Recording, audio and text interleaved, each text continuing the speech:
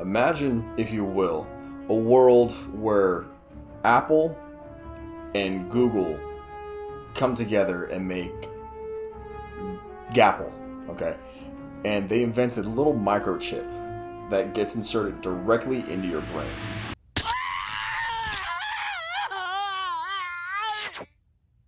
Neat.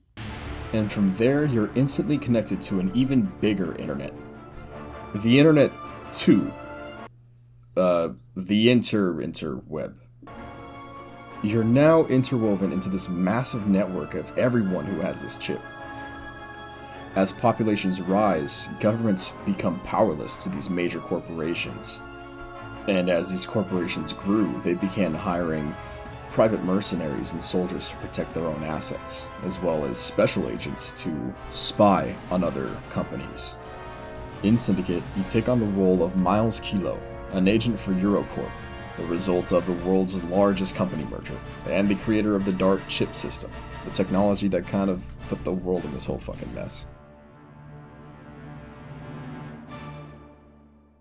Depending on what side of the fence you're standing on. You are running the tests for the new DART 6 system. In this scene, we meet some main characters. We have Lily Drawl, lead biotech engineer of Eurocorp, Jack Denham, CEO of the North American branch of Eurocorp, and Jules Merritt, who is the lovable, perverted daddy's boy, who is voice acted by the guy who played Top Dollar in The Crow. Not really an important detail, but I really like his voice, if I'm gonna be honest. Cielo, you just keep surprising us. Volunteering to sign up for the prototype despite the risk of brain cancer. A real prodigy, all right. Or was it the thought of getting your head examined by the very lovely Dr. Droll? Yeah, I buy that. What? Nothing. Dr. Droll. As mentioned before, Jack tells of another syndicate that is ripping off the DART 6, and has an idea that it may be information from the inside. Lily warns that you are not fully ready for a field test, but you're sent off anyway with Merritt to go handle this Aspari situation.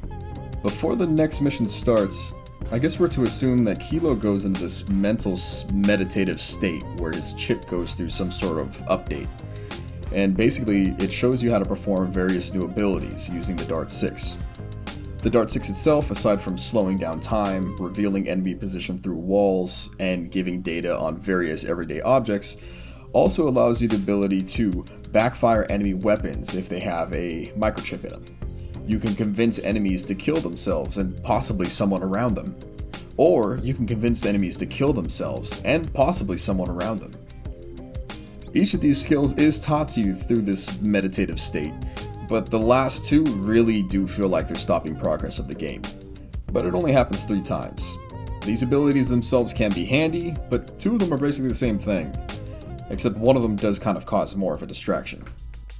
Finally, we arrive at Aspari headquarters, and the game really begins here. Now, just like in Wolfenstein, I'm not really going to talk about the story here, unless it ties into something else that I'm talking about. The story is for you guys to play, if you want to play it.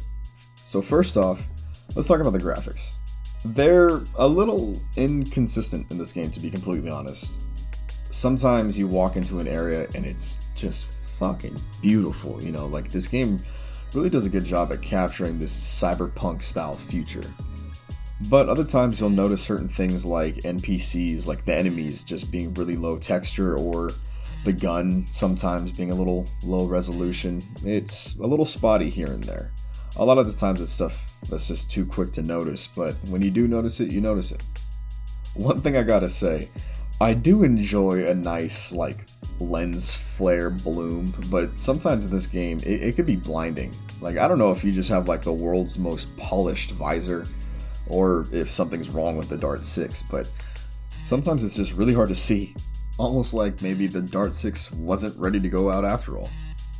Most of the game does take place indoors, from corporate offices to, like, this service shaft, which I honestly hated. But when you do go outdoors or to more public areas, I think this is where the game style really shines. These areas look very, very nice. They're very comfortable. You almost just kind of want to sit back and relax a little bit if there weren't so many fucking dead bodies all over the place. There is something about this futuristic corporate offices that look really, really cool, don't get me wrong. But that glow of like the dirty city and the neon lights is just so like, oh, you know, it's just, when it's done well.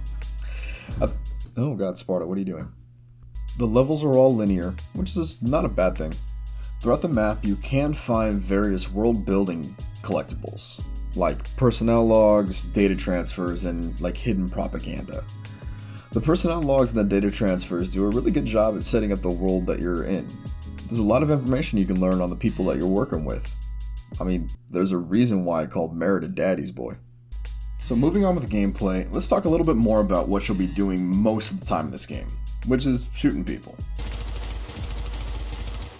This game does have a decent selection of weapons. The handgun is probably one of my favorites, mostly because of the awesome running animation that comes with it. There's honestly a lot of weapons in this game.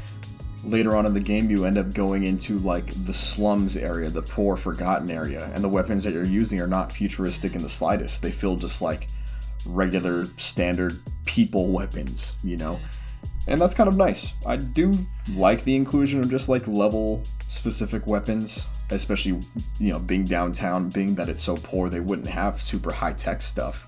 And some of your abilities don't even work on them because they're not all chipped.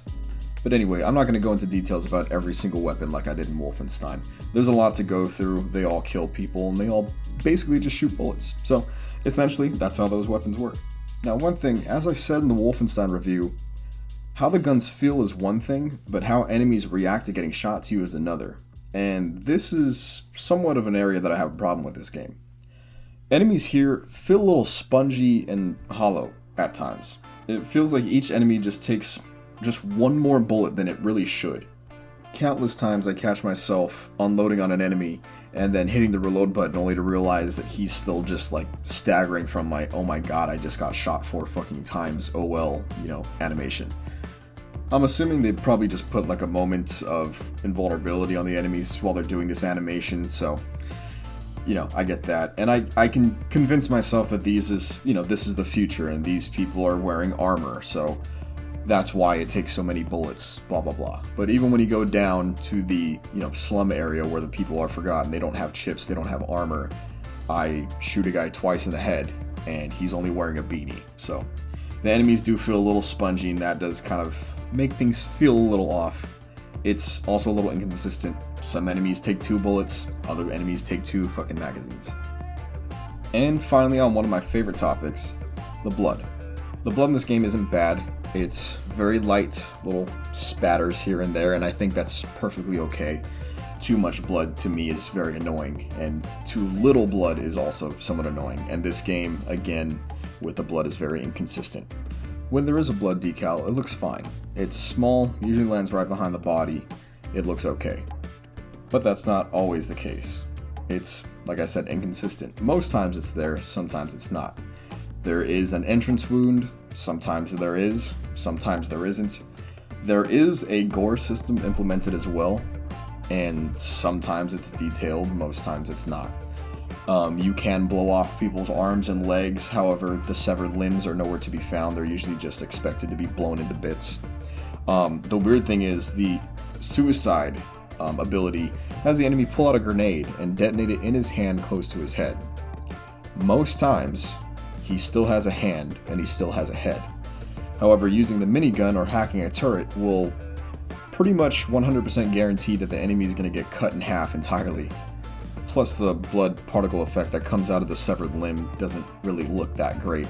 All in all, this is all stuff that happens usually in the heat of the moment, so you're not paying attention to it directly, but it's still details that should matter in a shooter. You want these things to look good because it's what you're going to be doing 90% of the time in your game.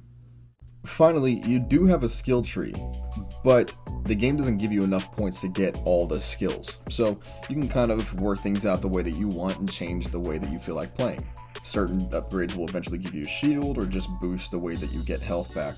But at the same time, I don't fully know why they don't give you enough to fully upgrade yourself. Because it's not like there's different approaches to levels, you know, everything's linear on a straight path. You know, it's just enter a room, kill everybody, and then advance to the next room. It's not like you can upgrade your stealth abilities or upgrade your jump height or anything like that. So the way that you get these upgrades is by taking somebody else's chip, usually after a boss fight. There are boss fights. They are entertaining. They're not amazing. I'm not going to go around asking people, yo, do you remember the Syndicate boss fight where you had to reflect rockets back to a guy a bunch of times? It's a boss fight. It serves its purpose, and then it's done. This game does offer a co-op mode as well. However, I've never had a chance to play it with anybody. You can still log online, but it doesn't look like anybody's playing anywhere, and none of my friends have the game. But from what I was able to tell, co-op mode seems to throw a lot more enemies at you at a time, because obviously you're going to have friends. But mostly, it actually adds a lot more to the upgrade system. There is a huge list of upgrades you can get now, which probably can actually affect the way that you decide to play because you're playing with other people now. You yourself can be the support character or the medic character, stuff like that. It gives you actual freedom to choose how you want to play, and that I do actually really like. Looking back at it now, I kind of feel like I missed out on a fun co-op experience. I haven't gotten to play this with any friends, but looking at all the upgrades and seeing how many enemies are thrown at me at once, I imagine co-op for this game is actually pretty fun. So I want to be honest, I feel like I kind of went a little hard on this game.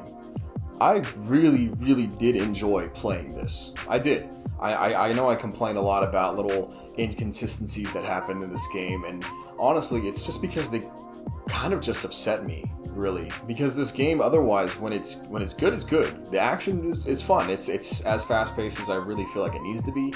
The enemies are aggressive, but not stupid. I did see them kind of flank me a couple times, and a lot of the shootouts were very, very fun. So I don't want to make it seem like I dislike this game, because I really did enjoy it. But like I said, just the little inconsistencies that pulled me out of the gameplay just upset me, because when I was into it, I was into it.